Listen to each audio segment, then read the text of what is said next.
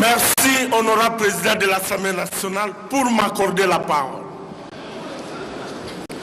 Honorable président de l'Assemblée nationale, honorable membre du bureau de l'Assemblée nationale, honorables députés nationaux, chers collègues, élus légitimes du peuple congolais, à qui appartient la souveraineté nationale. J'ai suivi avec beaucoup d'attention la présentation du programme d'action du gouvernement central. Et j'ai même lu le document ici, dans son intégralité. Ça est là-bas. Hein? Mais la population dit ceci. Ils sont fatigués avec des discours. Ils ont déjà écouté beaucoup de discours qui ne se réalisent jamais. Beaucoup de promesses qui ont été faites et qui ne sont pas réalisées. Alors, cette fois-ci, la population veut les actions concrètes sur le terrain. Je ne suis qu'un porte-parole de la population. Comme le gouvernement a un porte-parole, moi aussi je suis porte-parole de la population.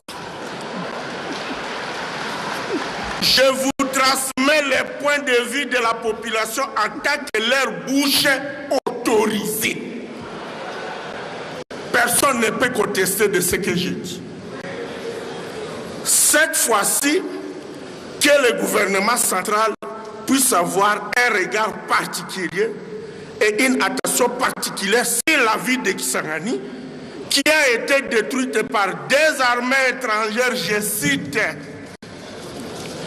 armées rwandaises et ougandaises, qui se sont battues en pleine ville de Kisangani et qui a causé beaucoup de morts et de dégâts matériels très considérables.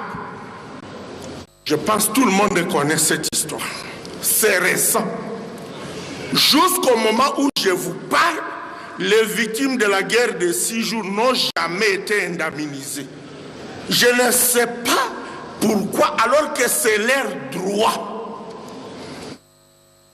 D'ailleurs, selon la résolution de Sun City en Afrique du Sud, ça a été prévu que le premier gouvernement central qui sera installé, sa première mission serait de reconstruire la ville de Kisangani. Mais jusqu'à présent, il n'y a rien qui est fait à Kisangani. À Kisangani, il n'y a pas de route, pas d'électricité. Dans beaucoup de coins de la ville de Kisangani, la population ne bénéficie pas de l'eau potable. Par exemple, point kilométrique 7 Kibibi, vers route Bangoka, cité canadienne, vers la rive droite de la rivière Chop, commune Lubunga, commune Kisangani, quartier Kilanga 1 et 2, commune Kabon, etc. Notre clinique universitaire de Kisangani, tous les bâtiments sont déjà réhabilités. Il ne reste que l'équipement et la cuisine pour les malades. Mais jusqu'aujourd'hui, on ne voit pas les équipements. Les services travaillent en détachement. Moi-même, j'ai fait une visite de contrôle. Ce n'est pas quelqu'un qui m'en a parlé. La route qui part du rond-point Maélé jusqu'au pont Chop, que le Premier ministre sortant, je cite, Matata Pogno, avait coupé les ribans pour montrer que les travaux ont commencé. Mais quand je suis arrivé sur le terrain, les travaux n'ont même pas encore commencé. Je me pose maintenant des questions. Pourquoi la ville de Kisangani est marginalisée, discriminée et jetée dans le panier de l'oubliette? Quel est le péché que la population de Kisangani a commis pour être chaque fois oubliée? C'est comme si la ville de Kisangani n'est plus une ville de la République démocratique du Congo. Où en sommes-nous avec notre cimenterie de Maïko? Les ponts sur le fleuve Congo pour relier les deux rives du fleuve Congo. Ça fait au moins presque 5 ans que je rappelle ça. 2 minutes, s'il vous plaît. Merci, honorable président de l'Assemblée nationale. Mais n'oubliez pas, il y a aussi quelques minutes que mon collègue avait laissées pour moi. Mais comprenez. Vous avez 2 minutes, collègue. Le deuxième barrage hydroélectrique Tchopodé. Puisqu'avec ce barrage actuel ici, c'est déjà saturé. Ce n'est plus à mesure d'alimenter la ville de Kisangani avec l'électricité. L'asphaltage de 30 km de route de Kisangani. Je me limite là, puisque pour ne pas aller au-delà, mais je dois continuer un tout petit peu. Accordez-moi encore 2 minutes.